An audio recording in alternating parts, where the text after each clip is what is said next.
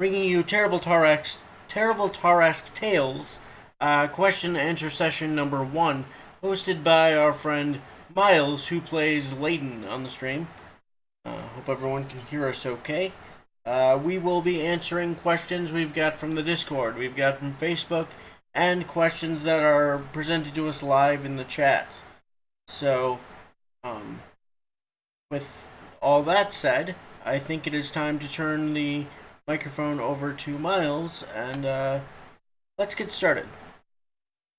All right. Hello, everyone. I hope we're all doing okay. I am going to start off with a few questions that are from our own Discord.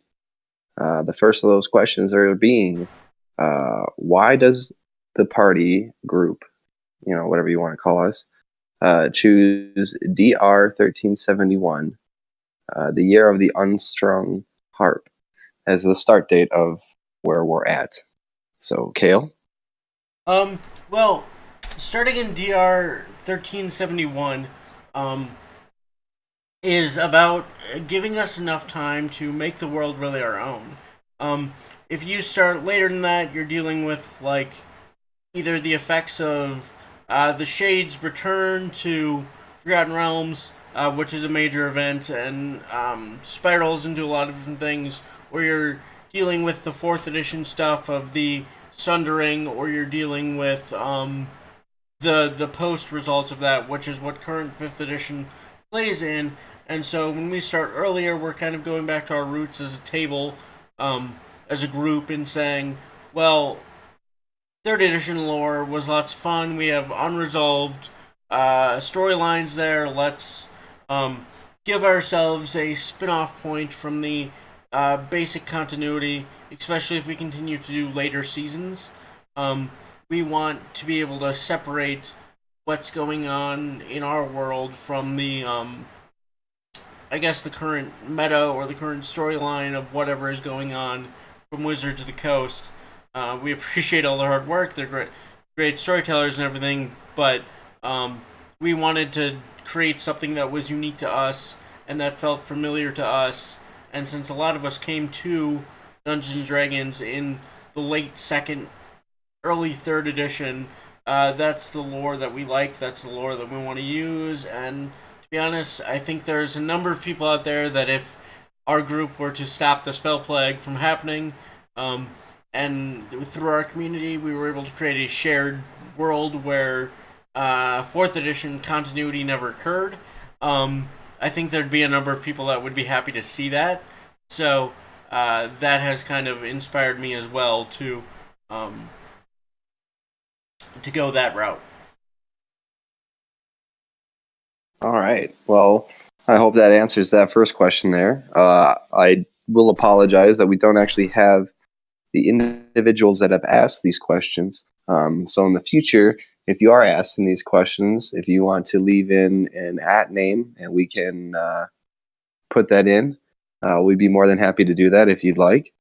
Yeah, we have our that's on our production assistant this time, I think. Sorry about that. I'll double check the questions too before I get them to you. All right. But yeah, leave an @name, leave a handle, or pop in chat and say, hey, it was my question, and we'll make sure you get props. The second question we have here is why does the group use the 3-pillar XP system instead of the milestones or the XP system presented in the Dungeons Master's Guide? Well, the short answer to that one, the one that I always tell players when I first meet them, is that I was a communications major, and math is not my thing. But the truth of it is that if you're a dungeon master and you're paying attention to the 3 pillars, which are exploration, combat, and social, then you've already built that underlying structure into your dungeon. And so or your adventure rather, and so when you're paying attention to that, the 3 pillars is useful to say, okay, we're going to have a little bit more liberty in choosing what is and isn't a challenge for these players. and we're going to make sure that we reward them equally for their role play, for their exploration, for their working as a team, for their acquisition of important items. For example, the adventure we're currently running, the Enigma of Hubeck Crypt. One of the things that happens, assuming we're successful, is we get we get exploration XP for clearing this area of a potential threat, and so the players are seeing a literal payout for the storyline payout of what am I trying to say? The storyline payout of clearing this area of the monsters or the threat, making it so that the political ramifications of that, i.e., having a village that is now able to provide grain and food and that sort of thing, that also pays out in the experience reward because the players really should be rewarded for that in some way. The reason we don't use milestones is because they're too arbitrary, and our group, over the years, we have a history of building stories that I, as the dungeon master, did not foresee. And so, if we're working with milestones, I then have to recalibrate my entire plot in order to accommodate this change in direction. Whereas, if we're using Three Pillars experience, I can say, okay, well, I didn't intend for them to go influence this non-player character, but they've done so, and they deserve the reward for that. Plus, it's really easy just to tell players when you hit 100, any carryover that you have remains, and you go back to 0. It's easier than looking up the XP chart. And then because all the scaling is on the dungeon master's end and so on the player's end, it's a lot easier for the dungeon master to manage. I want them to level at about this point in the story, but I don't want to have a milestone. How do I do that without having to, not have majored in communications? All right. Well, thank you for that question there. And we have question 3, which is from our Discord. Why is the group or party using the title Beetle/Master Beetle? Okay, so that one is just sort of a taste thing. We had spent about a year playing Pendragon on and off, and so I'd become familiar with sort of the Anglo-Saxon structure of things. And when I was designing the city of Grandstone Glen, which the Sages of Forgotten Realms, the Facebook group I'm part of, will helpfully tell you there is no such place that exists in Silver Marches. So it was something I created from scratch. I needed a structure that represented this chaos that was apparent in the city, and the early Anglo-Saxon structure of governance made that really easy. In addition, it's a part of a structure you don't normally think about. A beetle is a person that delivers court messages, sort of official documents. They serve papers, and so having a master of that and then making him, as a play on words, sort of insectile and kind of makes people squirm a little bit. He's a little weird. And the idea that he has these scurrying beetles around town that are his eyes and ears, it just kind of all came together towards that route. Although I will admit that it's not. If they were following the power conventions of the north of Silver Marches and this area of Forgotten Realms, you wouldn't have a Master Beetle. They would be called lords, and then the Master Beetle would be some sort of functionary of some sort, probably like a messenger or a herald.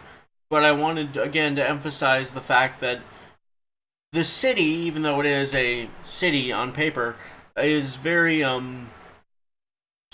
chaotic with a very loose power structure. And so I think the Master Beetle accomplishes that in a way that other titles that might be more familiar to both viewers and players doesn't quite do what I wanted it to do there. All right, and one more time, I will have you repeat just for the people out there that didn't catch it the first time. A beadle is the title of someone that delivers papers or information. Is that correct? Yeah, court documents. So, if there is a decree from one part of the city or one noble to the other, or a decree that needs to be delivered to the town square for the criers to read out, the beadle is the person that handles those sealed documents. And the master beadle is the person that uh, essentially seals those documents and assigns them to particular messengers. Um, and so they kind of scurry around the city. And so even though the word beetle is not spelled the same way, it has a you can draw some parallels with the insect. All right, then that sounds pretty interesting there, don't you think, people? All right. This question is worded, I'm just going to say a little terribly.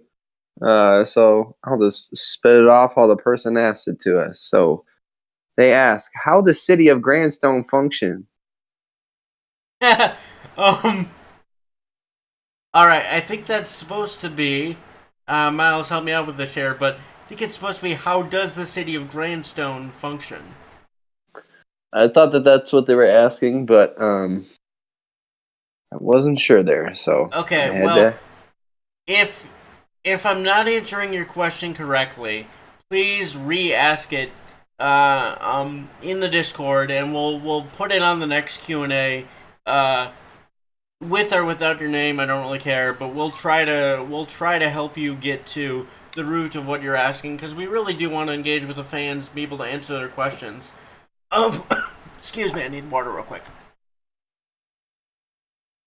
All right. Well, he's grabbing a Okay. glass of water, and there he is. Yeah, I was smart enough to put it by my computer this time.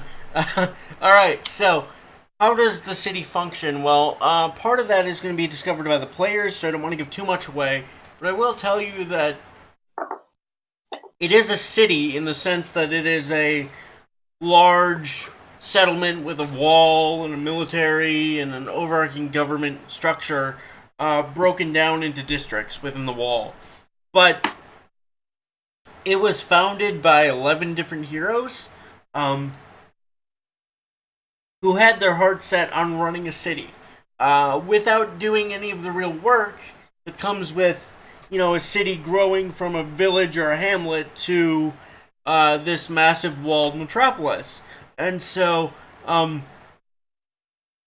what you have is a city where each of the districts is basically its own little village run by each of the surviving heroes. Um, excuse me, and as a result, it's a little bit chaotic. It's a little bit disorganized, and that's sort of where the intrigue and adventure of the city arises. Is you have these. Oh, don't quote me on this right now. I'm not in dungeon master mode, but maybe eight individuals that are former adventurers, don't really know much about governing the city, and here they are trying to make the best of this situation they voluntarily put themselves in, but now they can't really back out of because they have people's lives and livelihoods riding on them. So, to answer the question more directly, the city of Grandstone Glen functions poorly, if barely at all.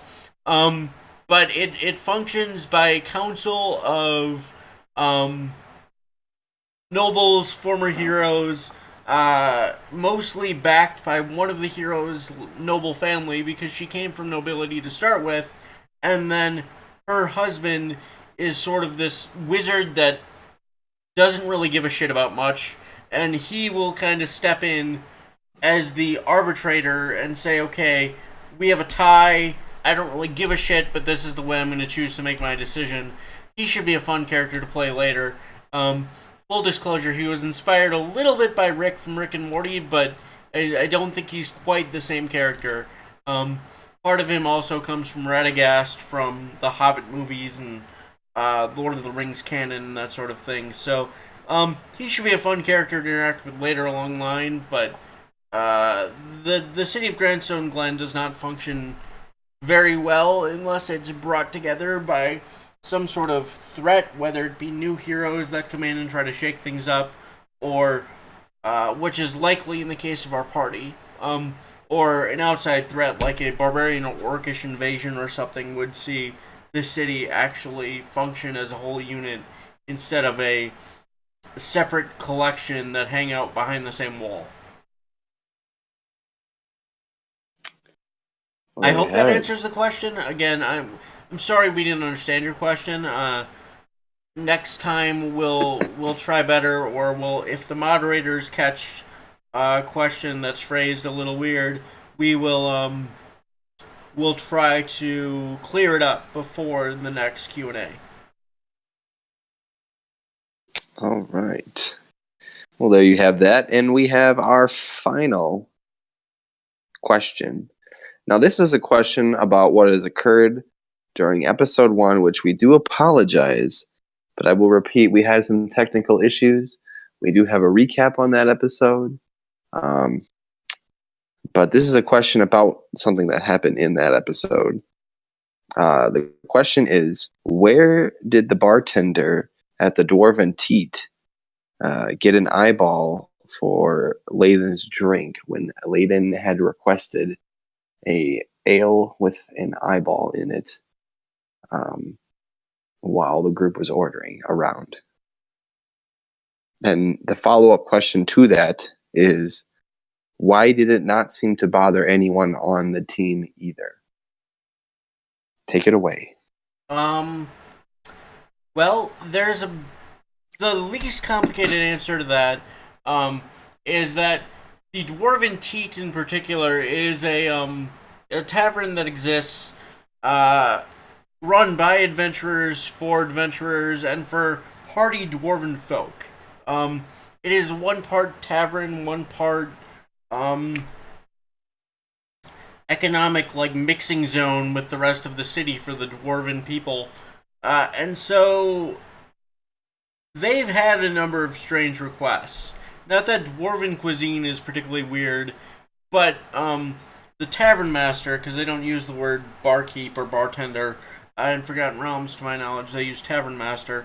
Um, he adventured with some pretty strange folk early in his career, and if the party decides to go drinking with him, he's happy to tell them all about it.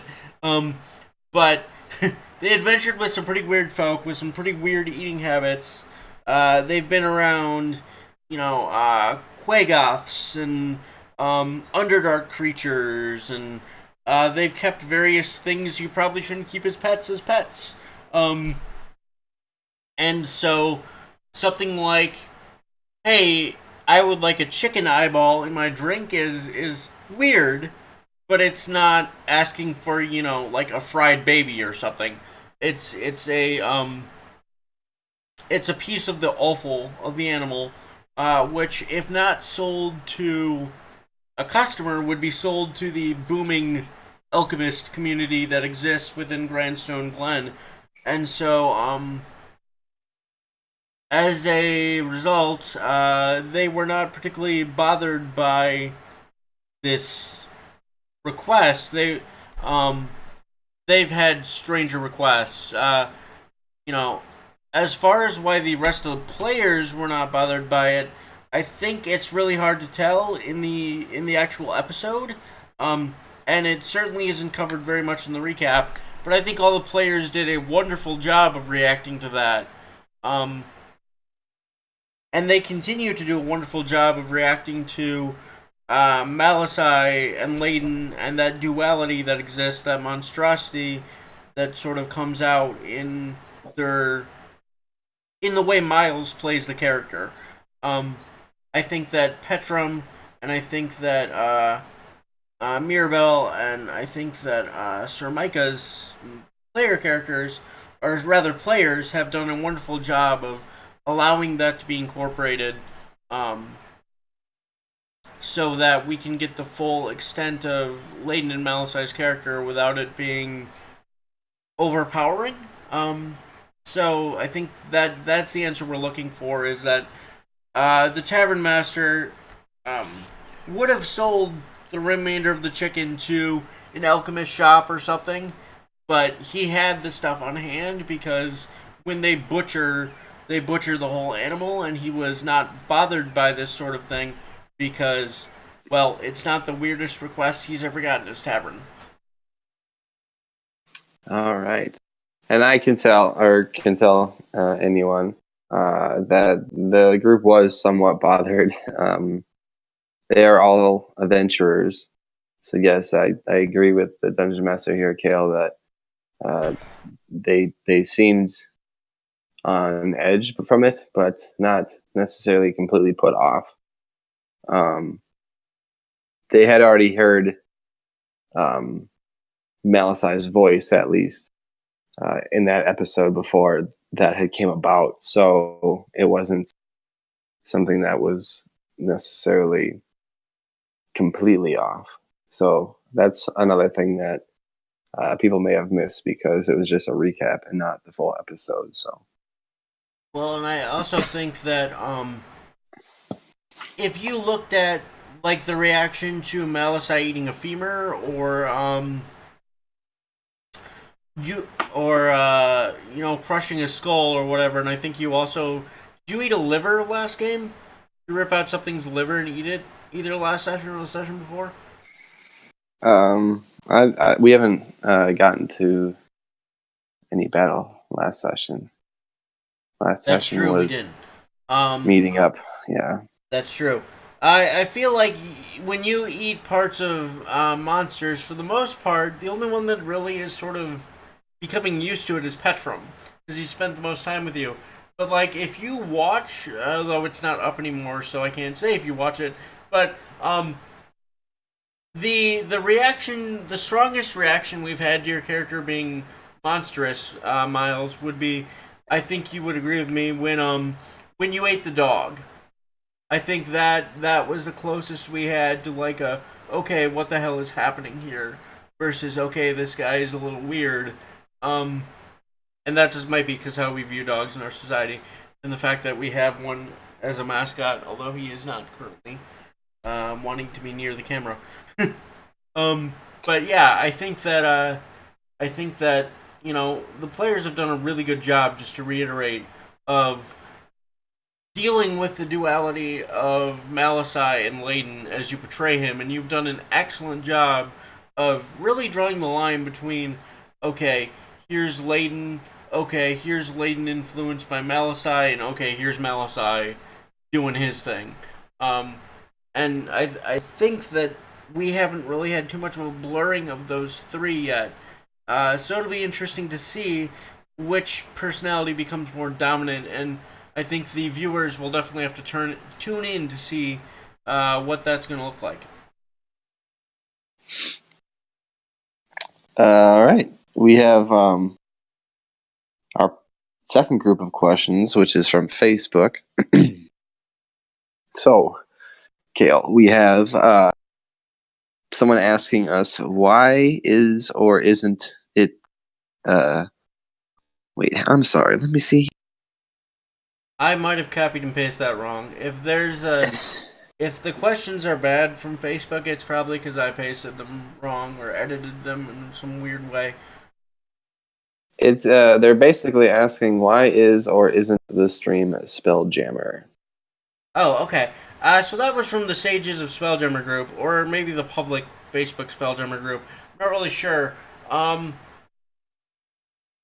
the answer to that is I wanted to do Forgotten Realms. I really wanted to do uh, a pre fourth edition Forgotten Realms. I still have stories that brew in my mind there. Um, I wouldn't necessarily say it's not Spelljammer though. Sure, I mean we're not traveling on magic ships through space currently, but I wanted to start somewhere that was familiar to the players and let them do what they're gonna do, and so options for Spelljammer may be included along the way. It may be a particular path to solving a problem that can be solved in multiple different ways, with that being an accessible option. There's certainly, as a huge fan of Spelljammer, and I'm assuming where this question comes from is one of the groups where I post frequently about Spelljammer. Um, I'm a huge fan of the monsters and the lore and the things that come from it. So I've done my own sort of conversion to fifth edition of a lot of that stuff, and some of my villains will make use of that, and so I wouldn't say the game is not Spelljammer at all. I would simply say that Spelljammer is not the main focus, because, well, Forgotten Realms is our main focus at the moment, and I think it will continue to be so. I mean, I know that Spelljammer has a lot of tie-ins with the Tarask, particularly its origin and that sort of thing. Um, but uh, and the Tarask should play a part in the stream at some point, maybe. I mean, we did name the stream after it, after all. But there's no there's no direct Spelljammer content at this time. All right. I know This next. that is completely dodging the question, but that's the best answer I can give you. I think that should satisfy them for the time being, at least. So our next question here is going to be, what is Cauldronborn, or what does it mean to be Cauldronborn? So I don't want to give too much away. Not that my players would go and look this up necessarily. But Cauldronborn is from an excellent supplement called the Creature Codex by, well, actually, I don't know the publishers right now. Give me 1 second. But it is a PDF I picked up on DriveThruRPG, and it is by the by the Cobalt Games, which did they also did the Tome of Beasts. So they do amazing sort of secondary source books for Dungeons and Dragons. And the Cauldronborn is a are you a construct? What are you? Yes, you are a construct created from like old or badly made or intermixed potions, interfering with the natural elements of the earth to create a creature that is animated by the energies within the potions. So it is a magical sort of accident that occurs. Although I would grant you that it does seem, at least from what our bard was able to determine in the last session, that the Cauldronborn here might not have been an accident. And this one has some powers that are unique to it, and not necessarily unique to all, or rather, it has some powers that are unique to it, and not necessarily a part and parcel of all the other Cauldronborn as a particular structure of its creation. So it is a creature from Kobold Games Creature Codex that I have modified for use in our game. All right. There's another question here from Facebook, and they are asking, how does Layden / Malisai use tentacles without raging? Well, the few people I've this probably comes from either Dungeon Masters Creators Guild or Scarlet Muse or some other designer Facebook group, possibly stat this creature. But there are a number of copies of Layden's class, barbarian class, floating around. And so I don't know which one this writer may have seen, but the tentacles come in at 3rd level. The reason why Layden, rather specifically Miles, can use the tentacles at 1st level is because he has a feat called Tavern Brawler, which allows you to use a number of not inanimate objects, improvised weapons, which would be inanimate objects, generally speaking, to deal damage with your proficiency modifier instead of without it. Like normally, if you're attacking with with an improvised weapon, you're not proficient with it, you don't get the bonus. So what I did was I decided very early on in the balancing stage that the tentacles were basically flails with a little bit longer reach. And what I had decided was there is no functional difference between carrying around lengths of rope with you, with perhaps something heavy on the end, and using your action to draw that and smack someone with it using Tavern Brawler, versus using your action instead of to draw the length of rope with the rock on the end or the something heavy on the end, you're instead using your object interaction to draw your tentacle, right? Turn your arm into a tentacle and attack someone with it. It's the same sequence of actions and it's the same damage code. So by giving him Tavern Brawler early, we allowed that to happen. I mean, we specifically designed it in such a way that it was dealing damage appropriate to using that feat with a similar structure weapon, so that the balance could be maintained. But Miles, as Layton, would get to do this cool thing that really otherwise you'd only get to do like twice a day, and not till third level. That just seemed like it didn't fit the concept, so we found a way to make it fit the concept without really cheating, and that was the Tavern Brawler feat. We originally looked at perhaps dual wielders, so he could, do awesome things with both tentacles, but and he has to some degree using just the basic bonus action. But the dual wielder feat will probably be what I, as the dungeon master, will recommend to Miles at 4th level when we get there. Say, hey, if you really want to do some cool stuff with your tentacles, this is how you do it. Especially because then he will have the full 3rd level ability, which includes more than just tentacles. But I won't say what that is just yet. I don't want to spoil the fun. And that's probably the only rules question. I mean, you can keep asking me rules questions, but I may pass on them and defer them to Andrew. But when it comes to how the path of the Sochar infected operates, which is Miles's archetype that he'll take at 3rd level, that I can answer. I don't mind answering that because that's all design and stuff rather than core mechanics stuff. Well, why don't you answer that for them then? Why don't I answer core mechanic stuff, or why don't I go into more detail about? I'm sorry, what was the question? Whatever you thought would be like a good question or a question that they would ask. Again, why don't you just answer that quickly for them then? I mean, the only other thing I can think to explain is why Miles, as Layton, can transform into Malasai when he's not raging or not in combat, and that's simply because we're trying to run a highly narrative theater of the mind game, and so as a result of that design decision, that stream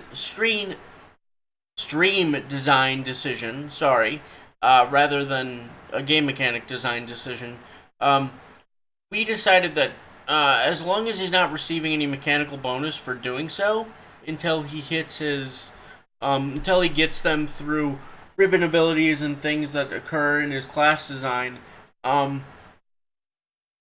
that we were perfectly fine with narratively him being able to shift however he as the player decides whether Malasai or Layton is going to handle this problem.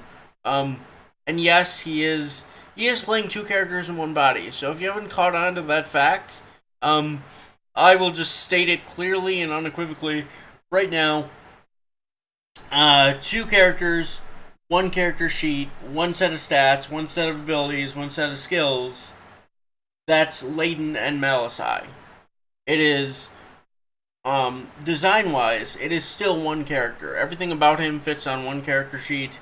He's not, switching classes when he switches between personalities. He's not. His stats aren't changing unless he's raging.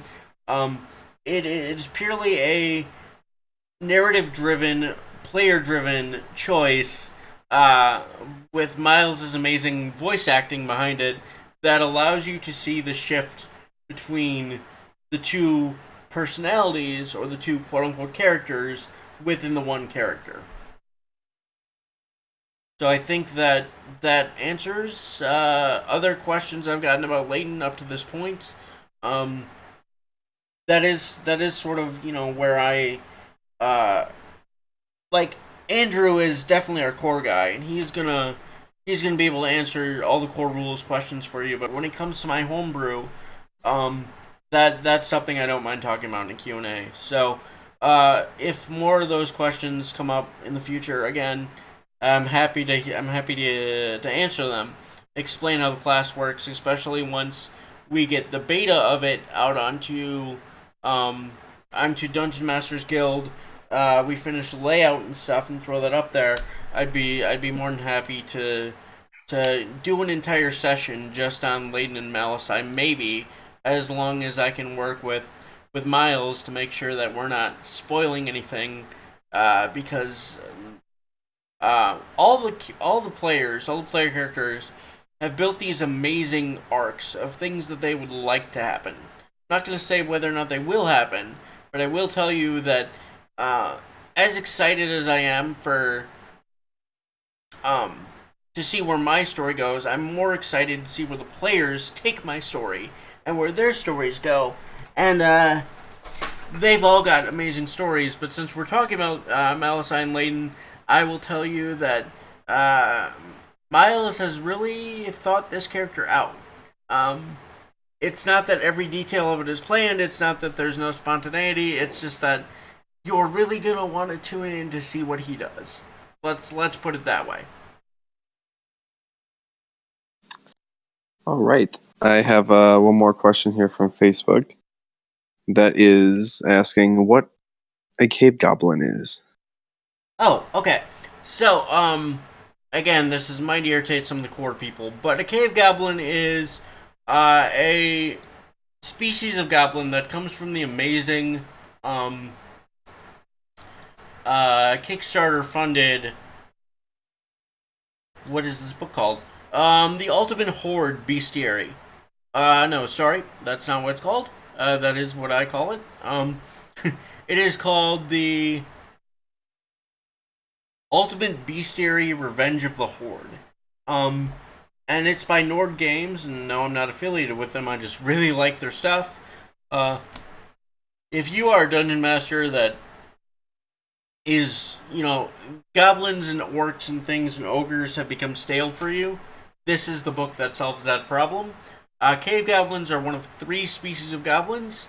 They are, in my mind, pretty obviously designed after the goblins in The Hobbit. Um, they excel in large numbers, where they receive a sort of hive mind bonus. Um, they excel in the dark. They do not function terribly well in the light. They're the most animalistic of all goblins. And so the decision to bring them in early in the game and differentiate them from the goblins in the monster manual by using Nord Games product was a conscious design decision on my part to shed some light on cool and different ways to do classic D&D monsters that may have gotten um, frustrating or stale as a dungeon master to play with. So the cave goblin is my first attempt to draw attention to that, and they've worked out wonderfully. They've done everything I wanted them to do. I realize the party has not fought them yet, but uh, they kind of burrow a little bit in my mind. Doesn't specifically say this in the book, but they, in my mind, they're kind of like these. They're cave goblins, right? They're cave dwellers. So they were able to, using stone and like rubble from the crypt and some dirt and some like plates and stuff and other grave goods, they were able to just block the doors with that and then hack out these small holes above the doors, and through that the players have been slowly notifying the goblins, like, yes, we're getting closer with each door they bust open. So they were when I was designing this crypt and trying to figure out what low-level creature might have taken over this crypt for the party to go clear it out. Cave goblins were one of the first things that popped into my mind because in my mind crypts are sort of this creepy, spooky, insect-filled, um, dead air structure, and these cave goblins live like insects or moles or rats or any other burrowing creature. So they just kind of went hand in hand. So yeah, they're a goblin tribe or goblin subspecies. Sorry, from the Ultimate Bestiary: Revenge of the Horde by Nord Games. All right. It looks like we might have a couple other questions coming in here. uh, let's see here. Someone is asking, does Petrum have a problem killing when he is supposed to be someone of the church? Uh, I think that's something we would have to ask um Petrum's player. To be perfectly honest, I think that Petrum, as a priest of Morden, who is sort of a god of the forge and war and defending the community, has no problem killing for the right reasons. At least based on what I've seen on in Wes, who is the player behind Petrum. Based on what I've seen of his playstyle with this particular character versus other characters, and his alignment and things that are sort of behind the scenes as far as the character creation, I think that Petrum I think feels bad when he takes a life. But skeletons and zombies are unliving creatures, and they've been resurrected by dark magic. I think that the drive to serve Morden, the Soul Forger, and to defend the community is stronger than any sort of what's the word I'm looking for, Miles? Any sort of like reluctance to end these creatures' existence. Uh I also think that if you go back and watch the previous episodes, he has done something or other to bless or prepare the bodies or put them back to rest. Um, he is still carrying around skulls from the skeletons so that he can inter them once the chaos has stopped. All right. They are now asking question of where did Mary Bell and Sir Micah go? That is not a And question I can answer. That is something they need to answer. It's not that I don't have the answer to it, um, because obviously as the game master, everything has to be sort of cleared through me. But may or, that sub adventure rather may or may not be revealed to the party. So until it's revealed to the party, or until a long enough time has passed where uh, Micah and Maribel, where they where they want to discuss openly what happened. I'm sorry, I can't spill stage secrets, as it were. all right. But if you're asking where the players were, they were on vacation. I hope that's suffice for some of our viewers out here. We do seem to have a curious sponge, and I like it. Let's see here. There, someone is asking, what can you tell us about each individual character? Um, I think they're asking, um, basically, what they may have missed from each person's background that they're allowed to know um, from episode 1. okay. So, Miles, how do you think I should do this? Do you think I should just do like a brief description I of think, each character? yeah, I think whatever is an appropriate description that won't give away too much of that the players may like, but basically a quick little background so people can understand, maybe what brought them to um, where they're at. Well, that's a little bit of a difficult question to answer because some people are still hiding details of their background. Um, but I will tell you what was talked about in session one. So Mirabelle is she's been the least forthcoming about where she's from. We know that she is from southern Sword Coast, um, probably around the region of Am. I don't think she exactly specified the city. Um, she has mentioned a couple times that she's an orphan. Uh, Other than that, she doesn't really get close to people, and she doesn't like people that can't do their job, don't pull their weight. Uh, it is safe to assume that she is a rogue, uh, and she's obviously halfling. That's all I can really say about her right now. Is there a specific reason on why she would have a last name, or that they would know her last name, but no one else would know anyone else's last name? Well, halflings like last names. Is sort of the short answer there. I mean, there is also the out of game answer is that she gave herself a last name. Uh, but halflings, as a rule, care very much about family and where they're from and who knows who and that sort of thing. So, Mirabelle sort of fits that mold. Um, so yes, her last name is Ashworthy. Um, Despite what Andrew, Sir Micah's player, may tell you. What can you tell us about Sir Micah? Okay, we'll do him next. He is a merchant, or so he claims, from the Sword Coast.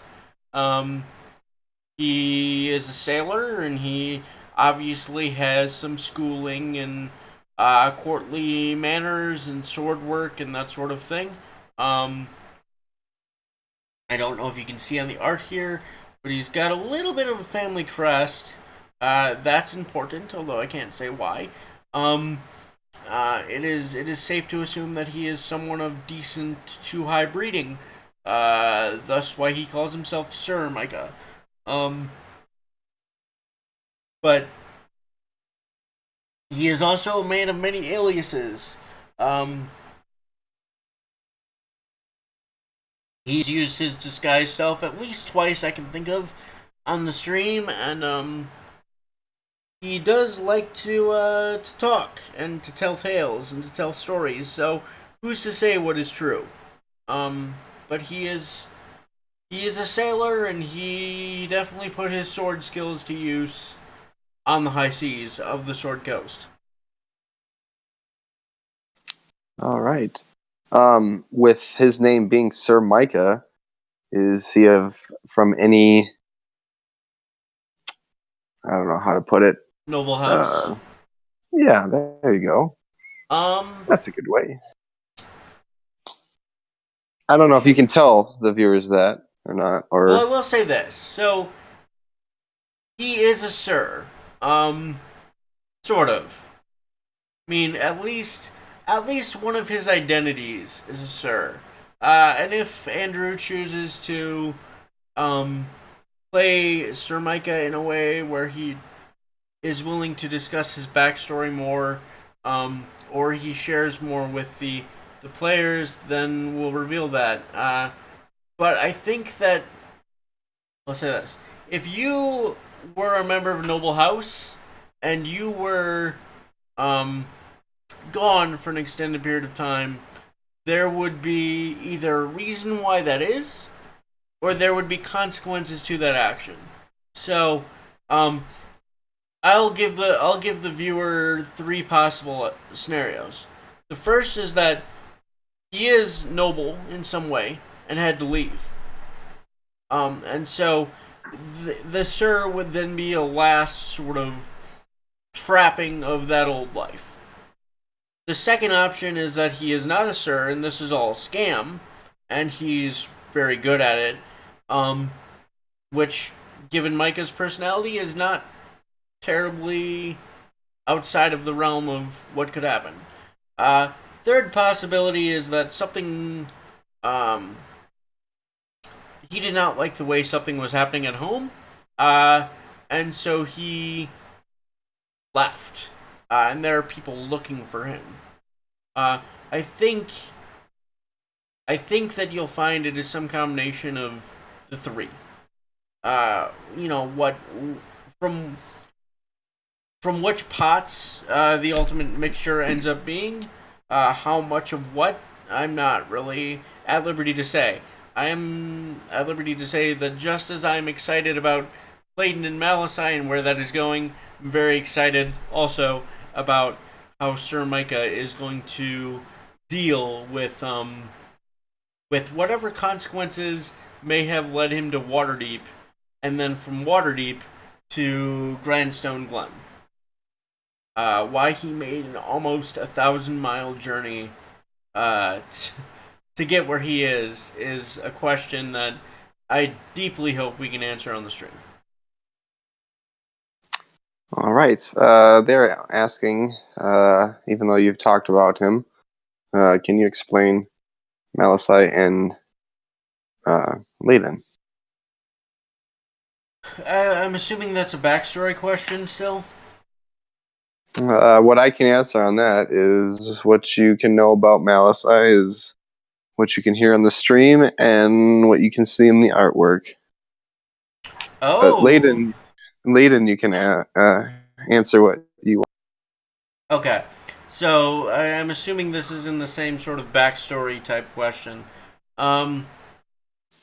So, Leyden is, and Miles can correct me if I'm wrong, but the son of a Amazon princess from Ilkios, the island of the She-Wolves, and a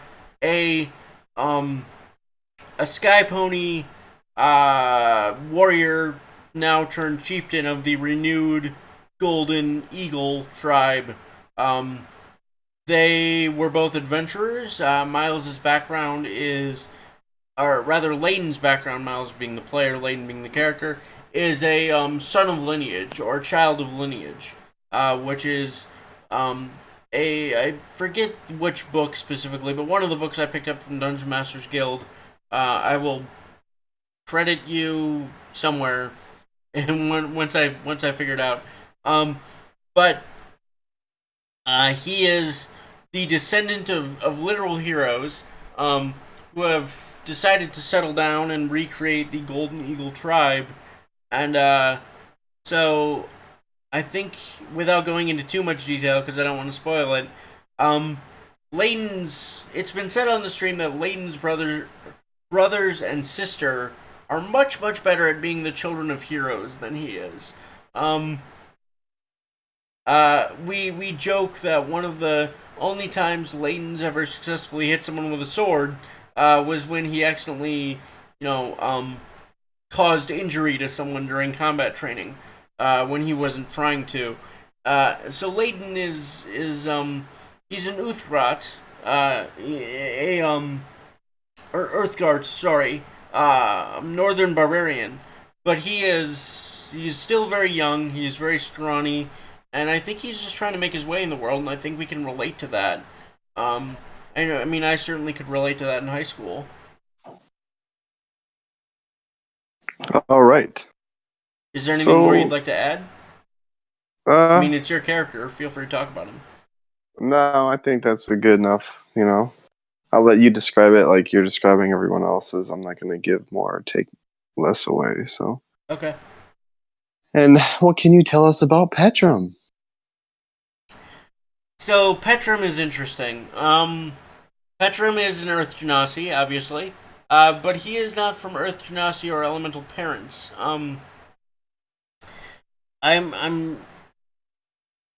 He did briefly mention this in the first stream, so I feel okay repeating it. Petrum's mom is a sorceress who was very good at dealing with earth magic.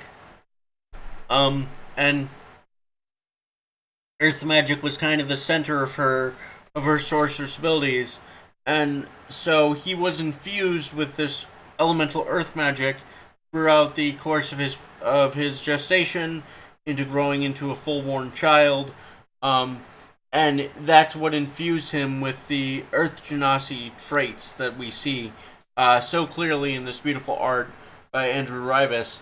Um, and he, um, in his early life, well, mid to early life, before adventuring, um, heard the call of the forge, and so he started apprenticing with blacksmiths, and then became so good at his work that he began to apprentice with dwarven blacksmiths in Citadel Feldabar. Um, and that's when he heard the call of the god of the forge, Morden, the god of dwarves. And so he has got a bit of a challenge to face um, with how that works out in terms of he is not a dwarf, but he's serving a dwarven god. How does society at large handle this? Um, so I think he's got a good storyline there, especially because his character may have some doubts about what kind of call or what kind of voice or what kind of um, entity is really behind his call to quest here. He is a cleric of the forge, though. I mentioned everyone else's classes. I think Micah is a bard, Petrum is a cleric of the forge, Layden I've said a couple times is a barbarian, and Mirabelle is a rogue. In case that wasn't clear. But Petrum is a cleric of the forge. He's not, warlock. He's not a rogue pretending to be a cleric or anything. He is a cleric. He is empowered by his deity, who happens to be Morden, master of the forge and soul forger of the dwarves. But as to what that means for Petrum and what that means for the dwarves and what that means for having an outsider who does not belong to a race of people created by the god, that is something that we're very excited to explore with Petrum as time goes on. Um, Especially with some of the angles that Wes, the player, has been talking about and considering, and like everyone else, seems to have a plan for things he would like to accomplish as his character, which may or may not happen. Um, but everyone is pretty excited about it, and they've really put a lot of work into these four characters. All right. So I think that's a good Q&A there for the first 4 episodes. I mean, I know it's 5, but weren't able to give you guys the first one because of technical difficulties. But first 4 episode recap. I expect to have another recap later on. You guys feel free to ask more questions. We'll answer them. The more questions we get, the more likely we are to turn this into a weekly thing.